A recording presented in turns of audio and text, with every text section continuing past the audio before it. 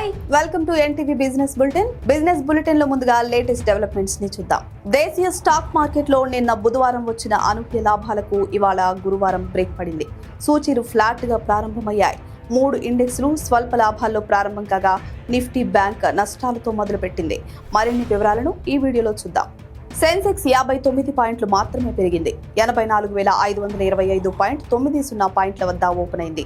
Nifty 30 పాయింట్లు plus అయి 25,906.10 నుంచి మొదలుపెట్టింది. నిఫ్టీ మిడ్ క్యాప్ 53 పాయింట్లు రైజ్ అయి 60,955.40 వద్ద లాంచ్ అయింది. నిఫ్టీ బ్యాంక్ 115 పాయింట్లు కోల్పోయింది. 58,158.80తో శ్రీకారం చుట్టింది.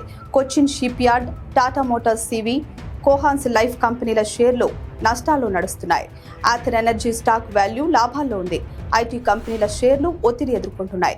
రూపాయి విలువ 3 పైసలు తగ్గింది. నిన్న 88.63 వద్ద క్లోజ్ అవగా ఈ రోజు 88.66 వద్ద ఆరంభించింది. ఏపీకి మరో భారీ పెట్టుబడి రాబోతోందని, ఆ విషయాన్ని గురువారం ఉదయం వెల్లడిస్తానంటూ మంత్రి నారా లోకేష్ బుధవారం ఓ పోస్ట్ పెట్టారు. దీంతో అందరి దృష్టి ఆ పెట్టుబడి ఏమై ఉంటుంది అనే దానిపై పడింది. ఇవాళ ఆ పెట్టుబడి వివరాలను నారా లోకేష్ వెల్లడించారు. ఆంధ్రప్రదేశ్లో పెట్టుబడుల ఆకర్షణే లక్ష్యంగా ముందుకు సాగుతున్న కూటమి ప్రభుత్వానికి మరో జాక్ పాట్ తగిలింది. రెన్యూవబుల్ ఎనర్జీ రంగంలో దేశంలోనే అగ్రగామిగా ఉన్న రీన్యూ సంస్థ ఏపీలో 82,000 కోట్ల భారీ పెట్టుబడి పెట్టేందుకు ముందుకొచ్చింది.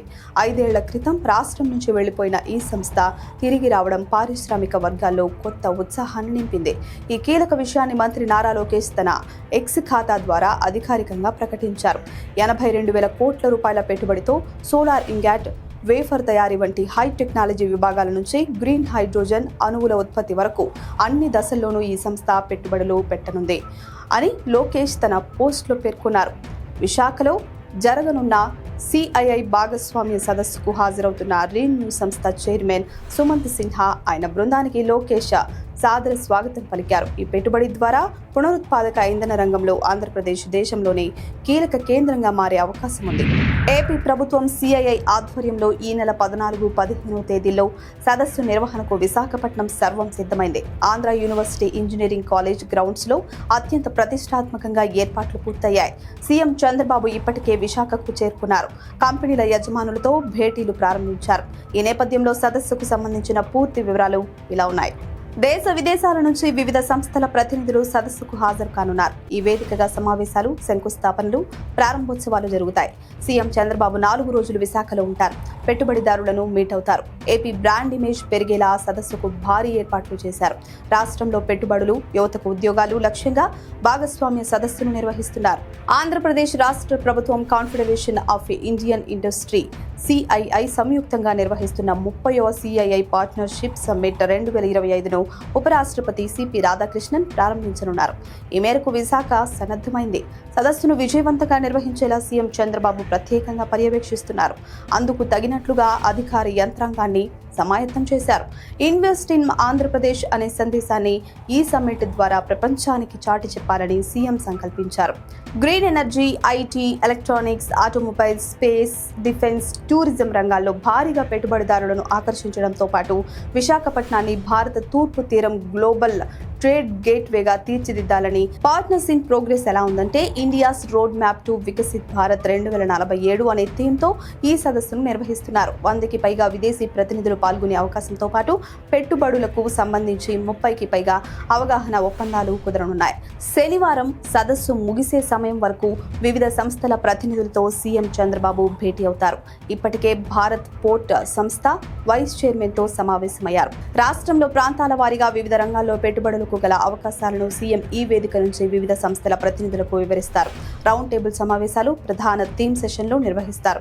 పలు ప్రాజెక్టులకు శంకుస్థాపనలు, ప్రారంభోత్సవాలు చేస్తారు. గురువారం విశాఖలోని నోవాటల్లో partners in progress India Europe cooperation for sustainable growth అనే అంశంపై జరిగే India Europe business round table సమావేశంలో సీఎం చంద్రబాబు పాల్గొంటారు. Green shift, sustainable innovation, European పెట్టుబడులపై చర్చలు జరుపుతారు. మధ్యాహ్నం తైవాన్, ఇటలీ, స్వీడన్, నెదర్లాండ్స్ ప్రతినిధులతో ముఖ్య భేటీలున్నాయి. SPP pumps limited, renew power, Balaji action buildwell, Murugappa group, Joule group, hero future engineers ప్రతినిధులతో సీఎం సమావేశమై చర్చిస్తారు. సాయంత్రం వైజాగ్ ఎకనామిక్ రీజియన్ కార్యక్రమంలో పాల్గొంటారు. అనంతరం special meeting of CII national council కు హాజరవుతారు. శుక్రవారం 30వ సిఐఐ భాగస్వామ్య సదస్సును భారత ఉపరాష్ట్రపతి సిపి రాధాకృష్ణన్ ప్రారంభిస్తారు. ఏపీ పెవిలియన్ ప్రారంభోత్సవంలో కేంద్ర వాణిజ్య మంత్రి పీయూష్ గోయల్ పాల్గొంటారు. యూసుఫ్ అలీ, బాబా కళ్యాణి, కరణ్ అదానీ వంటి విశిష్ట అతిథులు హాజరు కానున్నారు. సదస్సు ప్రారంభ కార్యక్రమం తర్వాత టెక్నాలజీ, ట్రస్ట్, ట్రేడ్ సెషన్ జరగనుంది. మధ్యాహ్నం జరిగే ఏఐ ఫర్ వికసిత్ భారత్ సమావేశంలో సీఎం ప్రసంగిస్తారు. ఆర్టిఫిషియల్ ఇంటెలిజెన్స్ ఆంధ్రప్రదేశ్ ఆర్థిక వృద్ధికి ఏ విధంగా దోహదపడుతుందో సీఎం తన ప్రసంగంలో వివరిస్తారు. సింగపూర్ నుంచి విజయవాడకు నేరుగా విమాన సర్వీసులు నడిపేలా రాష్ట్ర ప్రభుత్వం సింగపూర్ ప్రతినిధులతో ఒప్పందం చేసుకోనుంది. సాయంత్రం రాష్ట్ర ఆర్థిక శాఖ నిర్వహించే reimagining public finance summit లో సీఎం పాల్గొంటారు.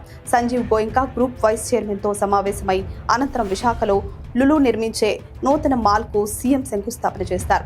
రాత్రికి వివిధ కంపెనీలు, ప్రభుత్వ ప్రతినిధులు, ఆహ్వానితుల గౌరవార్థం ఇచ్చే గాలా డిన్నర్లో పాల్గొంటారు. సదస్సు రెండో రోజు శనివారం ఉదయం బ్లూంబర్గ్ మీడియా ఇంట్రాక్షన్ లో సీఎం పాల్గొంటారు. తర్వాత రేమండ్ శ్రీ సిటీ, ఇండోసోల్ ప్రాజెక్టులకు శంకుస్థాపన చేస్తారు. అలాగే బహ్రెయిన్, న్యూజిలాండ్, కెనడా, జపాన్ ప్రతినిధులతో భేటీ అవుతారు. మధ్యాహ్నం వరల్డ్ ఎకనామిక్ ఫోరానికి చెందిన సెంటర్ ఫర్ ఫ్రంటియర్ టెక్నాలజీస్ ని ప్రారంభిస్తారు. అనంతరం గూగుల్ సంస్థ ప్రాజెక్టుకు శంకుస్థాపన చేస్తారు. సాయంత్రం ఏఓఈల మార్పిడి కార్యక్రమం నిర్వహిస్తారు. సదస్సులో చివరిగా సీఎం చంద్రబాబు మీడియా సమావేశం ఉంది. భాగస్వామ్య సదస్సుతో సాధించిన ఫలితాలను వివరిస్తారు. సిఐఐ భాగస్వామ్య సదస్సు ద్వారా రాష్ట్రానికి 10 లక్షల కోట్ల రూపాయల వరకు పెట్టుబడులు వస్తాయని, ప్రముఖ సంస్థలతో ఒప్పందాలు జరుగుతాయని రాష్ట్ర ప్రభుత్వం భావిస్తోంది. ఈ సదస్సును విజయవంతం చేసేందుకు ఇప్పటికే సింగపూర్, యుఏఈ, యూకే వంటి దేశాల్లో పారిశ్రామికవేత్తలను ఆహ్వానిస్తూ సీఎం రోడ్ షోలు, పర్యటనలు నిర్వహించారు. ఐటీ శాఖ మంత్రి లోకేష్ సహా పలువురు మంత్రులు దేశ విదేశాల్లో పెట్టుబడుల కోసం పలు సంస్థల ప్రతినిధులతో సంప్రదింపులు జరిపారు. భాగస్వామ్య సదస్సు ద్వారా రాష్ట్రంలో పెద్ద ఎత్తున పరిశ్రమల ఏర్పాటుకు అవకాశం ఉంటుందని ప్రభుత్వం భావిస్తోంది. పారిశ్రామిక దిగ్గజ కంపెనీ Bharat 4th vice chairman Amit Kalyani AP CM చంద్రబాబుతో భేటీ అయ్యారు.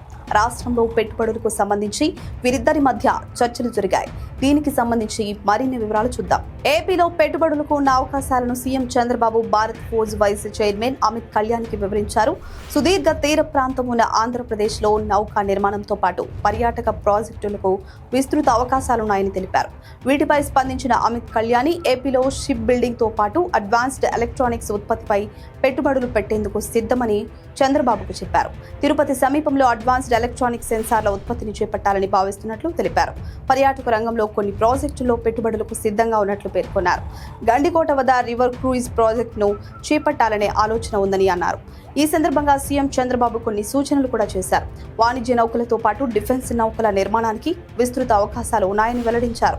ప్రస్తుతం ఈ రంగంలో ఇండియాలో తయారీ అతి తక్కువగా ఉందని, దేశంలోని కంపెనీలు వినియోగించుకోవాలని అన్నారు. భారత ఫోర్స్ సంస్థ చేపట్టే ప్రాజెక్టులు, పెట్టుబడులకు ఏపీ ప్రభుత్వం పూర్తి సహకారం అందిస్తుందని హామీ ఇచ్చారు. పర్యాటక ప్రాజెక్టులకు గండికోట, పాపికొండలు, అరకు వ్యాలీ వంటి ప్రాంతాలు అనుకూలమని తెలిపారు. అలాగే వాటర్ స్పోర్ట్స్ ఏర్పాటుకు విస్తృత అవకాశాలు ఉన్నాయని సీఎం తెలిపారు. అరకు కాఫీ లాంటి ఉత్పత్తులను గ్లోబల్ బ్రాండ్లుగా తీర్చిదిద్దుతామని పేర్కొన్నారు. హైదరాబాద్, అమరావతి, చెన్నై, బెంగళూరును కలుపుతూ బుల్లెట్ ట్రైన్ ప్రాజెక్టు వస్తున్నట్లు సీఎం వివరించారు. సోనాలికా ట్రాక్టర్స్ బంగ్లాదేశ్ మార్కెట్లో గత 5 ఏళ్లుగా ముందంజలో ఉంది. సగం కన్నా ఎక్కువ వాటానే కలిగి ఉంది. 30 నుంచి 75 హార్స్ పవర్ సామర్థ్యం కలిగిన ట్రాక్టర్లను ఆ దేశానికి ఎగుమతి చేస్తోంది. ఈ క్రమంలో అరుదైన ఫీట్ సాధించింది. ఆ వివరాలు ఇప్పుడు చూద్దాం. మన దేశానికి చెందిన ట్రాక్టర్ల తయారీ సంస్థ సోనాలికా బంగ్లాదేశ్ పంపిణీదారు ఏసీఐ మోటార్స్ లిమిటెడ్ ఒకే రోజులో అత్యధిక డెలివరీలను సాధించి Guinness book of world records లో చోటు సంపాదించింది. తద్వారా ప్రపంచ వ్యాప్తంగా తన ఆధిపత్యాన్ని బలోపేతం చేసుకుంది. కంపెనీ పురోగతి, ఉత్పాదకత, భాగస్వామ్య వేడుకను సోనాలికర్ బిషోజాయ్ అనే థీమ్తో ఇటీవల బంగ్లాదేశ్లోని దినాజ్పూర్లో నిర్వహించింది. ఈ సెలబ్రేషన్స్ లో కేవలం 4 గంటల్లోనే 350 ట్రాక్టర్లను డెలివరీ చేసి అసాధారణ ఘనతను సొంతం చేసుకుంది. ఈ విజయంపై సోనాలికా మాతృ సంస్థ international tractors limited managing director doctor Deepak Mittal స్పందించారు. ప్రతి సోనాలికా ట్రాక్టర్ భారతీయ ఇంజనీరింగ్ నైపుణ్యాన్ని సూచిస్తోందని తెలిపారు. ప్రపంచ వ్యాప్తంగా రైతులకు సేవలు అందిస్తోందని, కంపెనీ వృద్ధికి మద్దతిచ్చిన రైతులకు, భాగస్వామ్యులకు ఈ రికార్డును అంకితం చేస్తున్నారని ప్రకటించారు.